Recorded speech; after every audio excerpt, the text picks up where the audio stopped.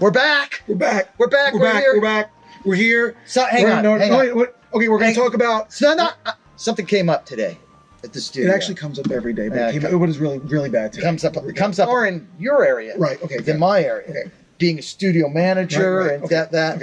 Okay. We've been going through a lot of hiring lately and going through resumes and trying to find the right person to bring in on the team. Right, which is not so easy. It's not so easy to find the right... Very difficult. Right. Very difficult. Right. We, get resumes from the schools, whether it's the recording schools or universities. Right. Whether it's Emerson, Brown, we get them from all kinds of places. UCLA. We get it from Full Sail. We get it from Conservatory. Los Angeles Recording School. And we get it from all these places. And very few people know how to write a resume or cover letter, which is crazy. Because there are these career labs that are supposed to teach the kids how to write. Let me ask you something. Okay. We're in the recording world. I mean, I know it's important when we see these resumes come in. No, it matters. I kind of am always looking at... No, it matters. Okay, here we go. Why does it matter? I'm going to send this out to the world right now. Okay, your resume says a lot about you. Even if you want to be a recording engineer and you don't want to write, you want to write essays for a living or go to board meetings for a living.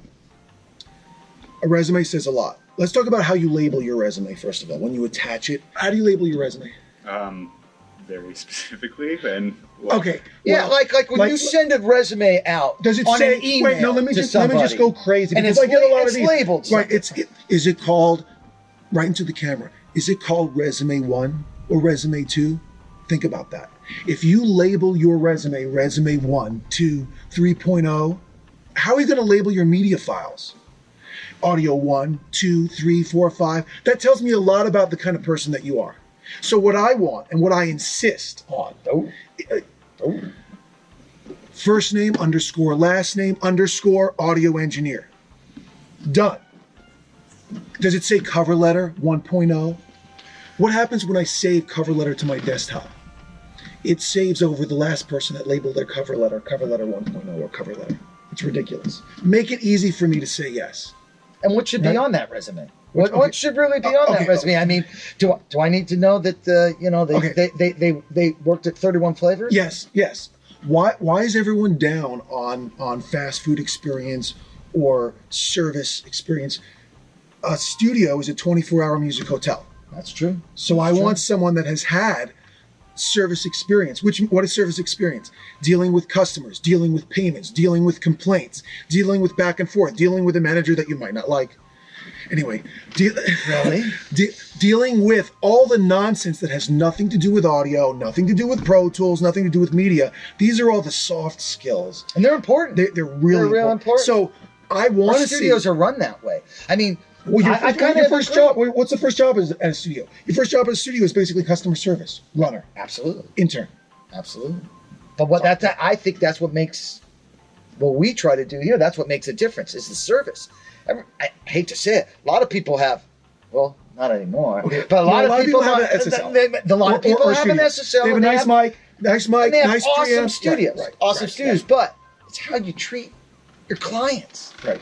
I mean, and I agree, we're a 24-hour music hotel. Right. When they come in, first thing I ask, can I get you anything? Right. Water. Would you like some food? Can I show you where the tea is? Can I get you anything like that? Right, and they want to be comfortable because if they're not treated well, if the bathroom's a mess, if something is out of the ordinary that they don't expect, that's what they walk away with and they won't come back. The end. That's true. I look for service experience. What else is on a resume? What else? You need your technical skills. Everyone's like, oh, well, I know Pro Tools. That's like me saying, and I'm not a graphic designer, that's like me saying, I know Photoshop. Can you be a little more specific, please? Specifics would be nice. Specifics, okay. Specifics would be nice. What version? And I got this with some of your resumes. You had some details, but what version? What OS? What platform? And in what context have you used Pro Tools? Tracking, editing, denoising, mix prep, printing, media files, audio post. Can you describe your media workflow? Like now, like literally now, describe your media workflow. I mostly work in, tracked my labs in school and I worked in my own home studio. Okay, that shows me that someone is a novice. Okay, maybe they have a good work ethic.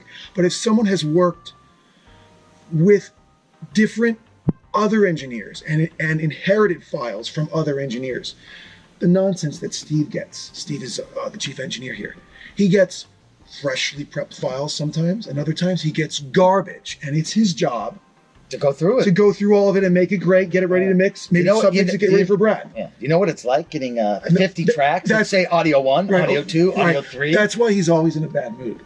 He's always in a bad mood. But I mean, even use simple abbreviations. Just use K for kick drum. I mean, whatever. So draw a picture. Label it. Okay, so, but someone that has done work in different contexts, even if it's, honestly, I don't even care if it's all paid that much or paid at all.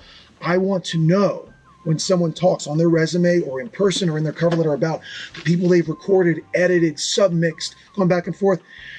They have to be familiar with the audio workflow, which is, okay, you inherited your files. Do they come in as a session or do they come in as exported, exported WAV files butted up against the front because it came from Logic or Digital Performer or whatever? Okay, great.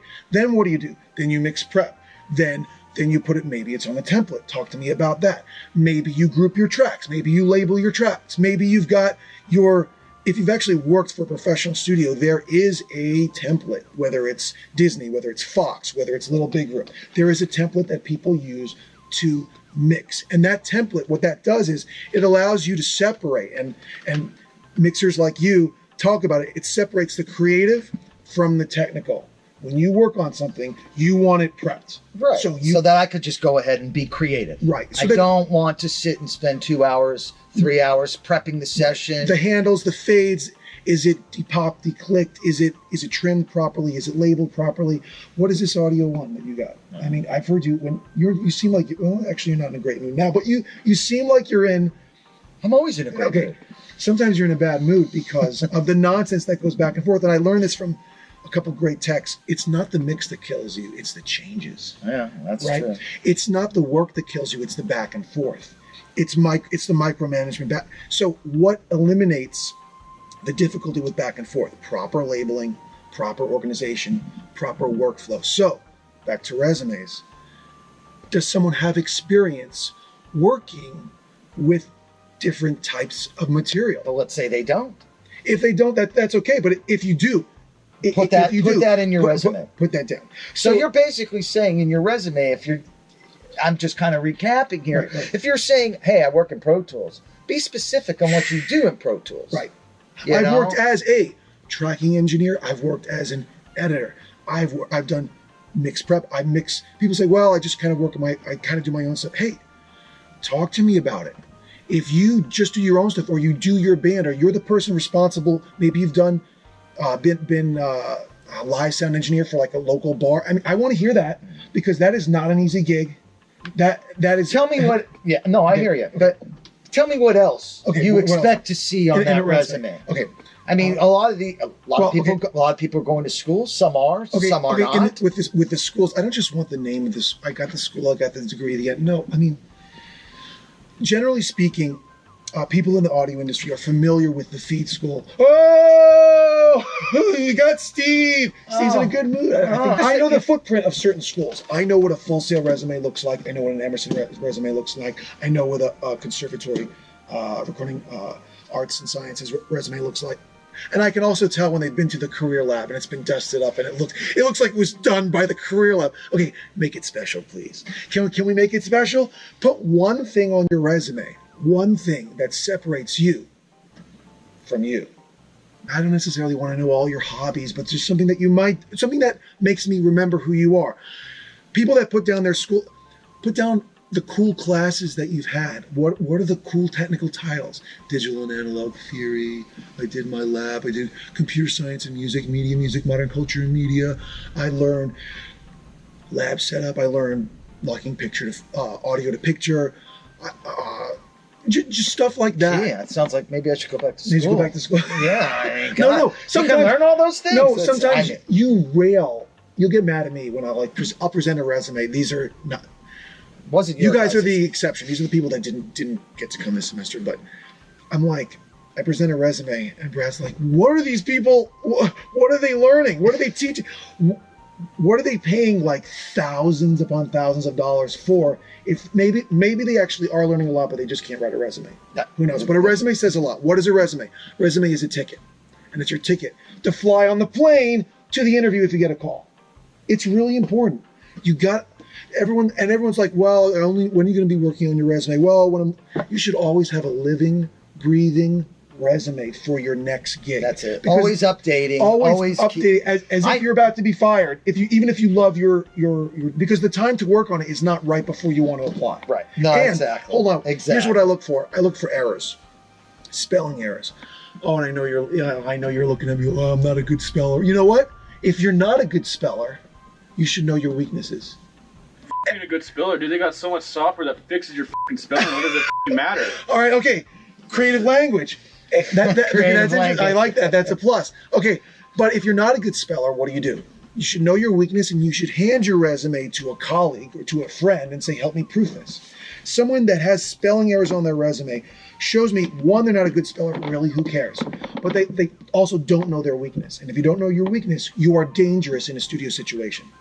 If the information is there, but it's not presented well, it's a visual piece. So use all the paper. Everyone's got, I can't fit it on one page. Unless you're at the mid-career level or beyond, it belongs on one page. Change your fonts, push your margins out, organize it, make it easy for me or any other hiring manager to say yes. What do you say? Okay, I get that. Okay. I get that. I know. What do you say in a cover letter? What do you do with a cover letter? Okay, do you read cover letters? Stuff that you can't necessarily put into a resume, or stuff that certain things that might not, translate into the resume format, or maybe something you're currently working on or will be working on in the immediate future, but isn't necessarily a resume past piece, yet. Right. Yeah. Read that because I don't read that. Okay. Will your cover letter get read? Get me to the goods. That's all I want. I don't need an explanation of why you're applying for the job or what the hell you're doing. Why you keep it short. You spend seconds. Seconds are spent on resumes. Seconds. And seconds are spent on cover letters. So you have to get to the point. But a cover letter does allow you to try to speak in a paragraph, not like 5, and try to explain, maybe articulate specifically why you want the gig. But I will say this. I have probably seen 5,000 plus resumes because I did all the hiring for enterprise studios for about 10 years. And I don't just mean runners and assistants. I was involved in administrative hiring too. So receptionists, production coordinators, people going for the DVD department. There were 150 employees in 4 buildings, and I was seeing 6 resumes a day. I probably interviewed 2,000 people over 10 years. And that sounds like a lot. And what did you see? That's why I'm so hostile about it. Yeah, I can say that. But what'd you see in those cover letters? What did you see in all those I'll get what you have to realize is, I'll get there. What you have to realize is, I don't have to realize anything. That's because you're the owner and you own an SSL. Okay. But not everyone does. Lighten up, baby. Lighten up. What you have to realize is, put yourself in the position of the hiring manager. That was like the worst aspect of my job. I wasn't a full-time interviewer. I was also a manager. I was also doing engineering. I was doing transfers. I was doing other work. I just wanted to find someone to fill a spot because I had fired someone else. So make my job easier. Someone that's a no-brainer. Am I looking for someone who's amazing? No. I'm looking for someone who might be amazing, but someone who is great to amazing on paper that doesn't look like a liability. I look for someone who screams engineer on paper, screams organization on paper on your resume. And I know it stinks because maybe you're a great engineer, but your resume is not your thing. You know what?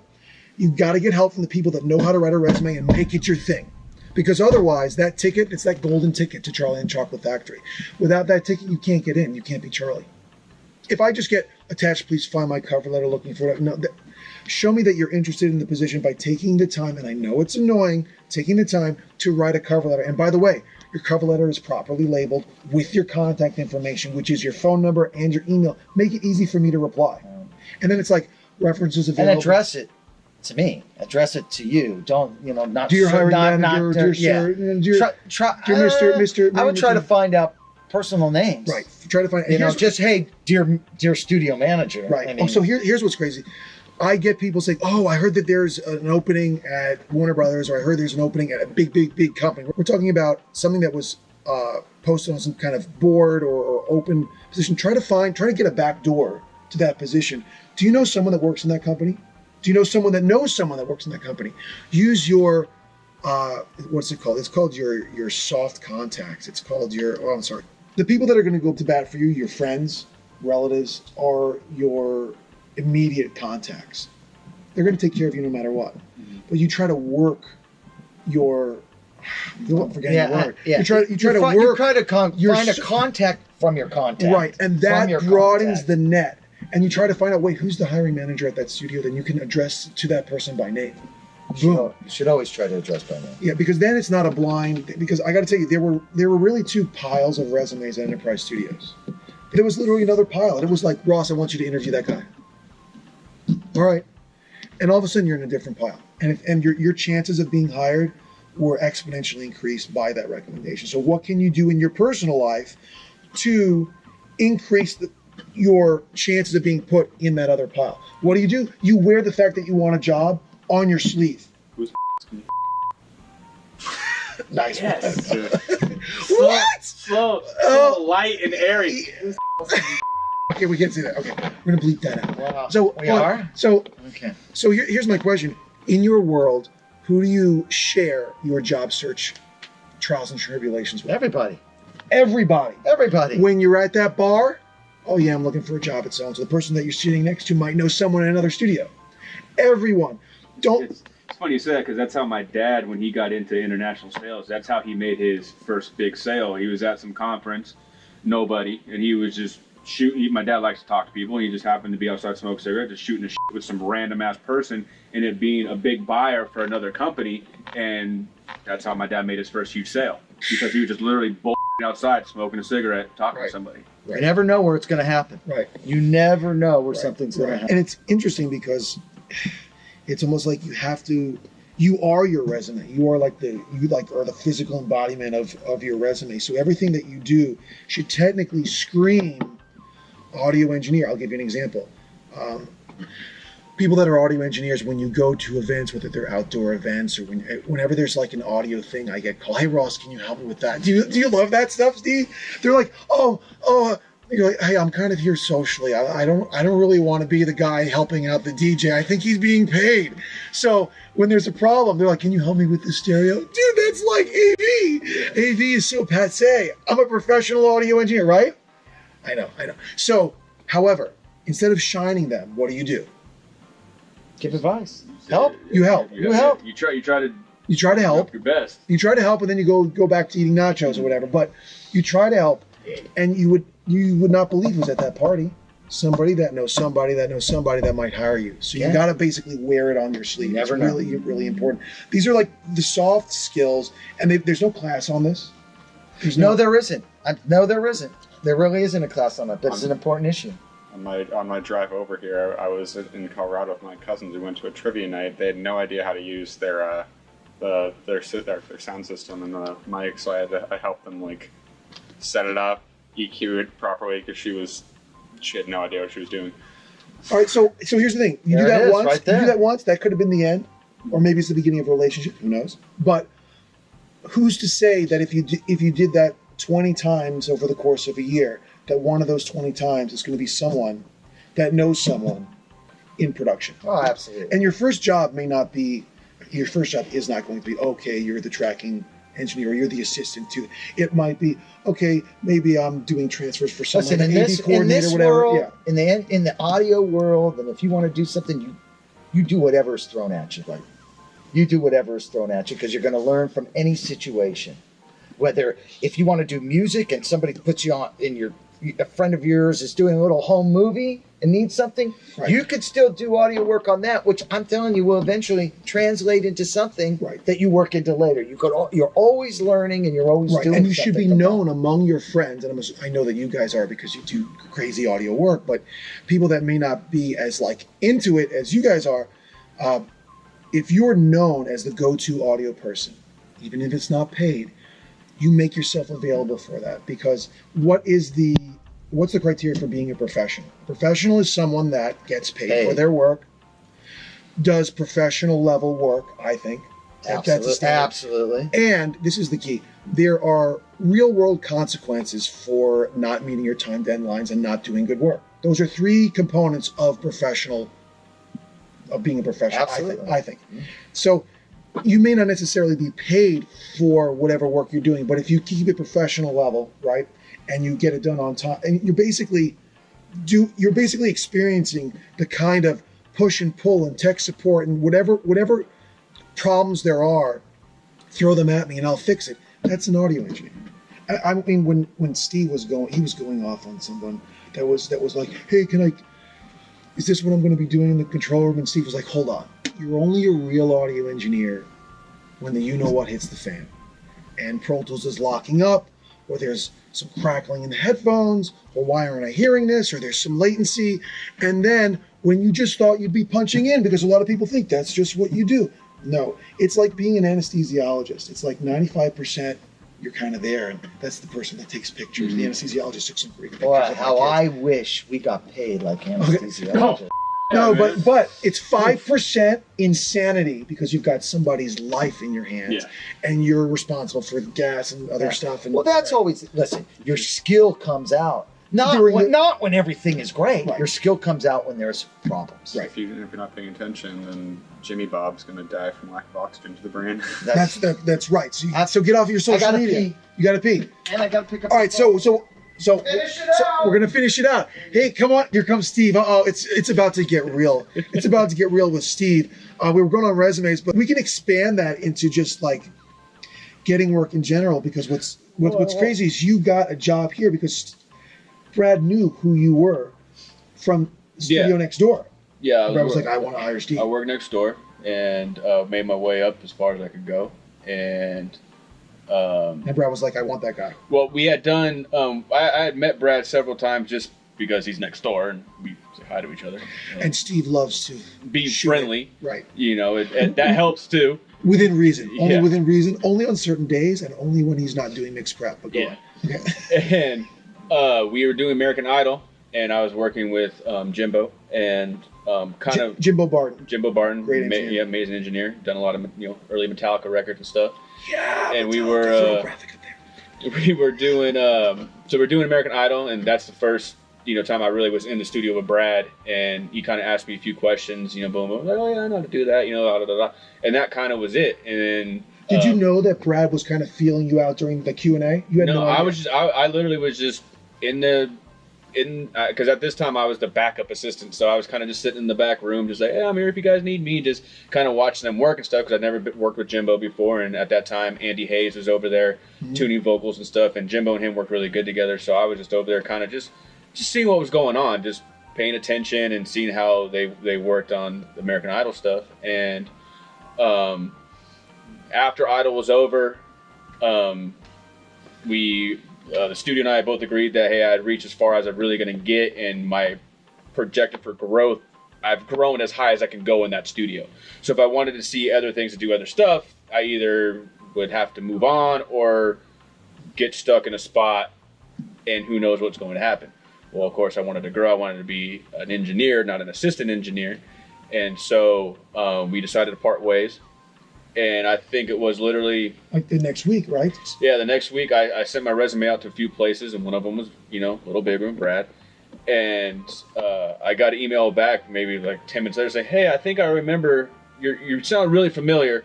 You were the guy that we were chatting with next door. Yeah, just come by and come by Monday. This is literally like, this is over Christmas break. So I left before Christmas. So I was sending my resume out. I had a feeling I wasn't going to get any bites or like that, since everyone's on Christmas in the audio world. Everyone goes to sleep for like a month. Yeah, a month and a half. So I was like, all right, cool, I'll figure something out. And I literally got a call from, an email from Brad saying, hey, come in after the first of the year, and, you sound really familiar. I think I remember you, not 100% sure. Just come by, beginning of the new year, so sure, no problem. So I showed up with my resume in hand. And he opens the door and he's like, oh, I remember you. Yeah, hey, come on in. And that was probably it for him. And that was pretty much it. I mean, we talked a little bit, but at that time, they had already an engineer that was here. and he came sporadically, you know, when there were sessions and stuff like that. And so I was basically now the runner, intern, whatever you want to call it. Did that for about 2 months interning, and then that's when American Idol picked up again for the 9th season. And I saw that Brad was having problems keeping track of who was doing what, you know, who was tuning what vocal, what contestant's vocal, because at that time we had like 10 tuners or something like that, 10 tuners and 2 mixers, and Brad. And so he had to keep, you know, he had to go check vocals from all these people, and, you know, people will be waiting, you know, and I saw that there was a congestion in the workflow. So what I did is I took the next week, took the same paper that Brad had and how he had written everybody who was tuning what, blah, blah, blah, blah, blah, blah, and kind of stayed on him like, hey, did you check this one yet? No. Okay, well, he's ready. Go check him now. And kind of went that way and was able to pioneer the workflow. That's literally like project coordinator, production director, like, because you're helping him with his work and probably saving money. And because so he was there's no bottleneck. Exactly. So he was able, and people weren't getting, you know, upset like, man, I've been waiting for him to check a vocal. I have 2 more to do, you know, boom, boom. And it really made the situation go a lot quicker. And therefore, you know, by doing that, we were able to, you know, not have to stay till 5 o'clock in the morning. You know what I'm saying? And on which, that by point, the way, that's the goal of every assistant engineer, to get home before 5 o'clock in the morning. And so, No, are we interrupting? We're dropping some love. We went on to even how Steve got his shot here, from resumes to the real deal. Oh, okay. I'm just going to throw this at everybody. Let's keep rocking. But what are we here for? To make records? We got people coming in about 45 minutes. Okay, we got to wrap up. So no, you got a few minutes. Are we set up? What kind of session is it? Let's tell them. I'm waiting on the info, but you don't even know. Okay, so check this out. And this is how it works. This is how it works. We got a session starting in 45 minutes. Where's the session setup sheet? We don't even know what kind of session is. Is it tracking? Is it editing? You've asked. Go make some great music out there, and spend some time and energy, investment in your resume. And we hope to see some of those resumes. And good luck out there. Yeah? Keep it real. Yeah, keep it real.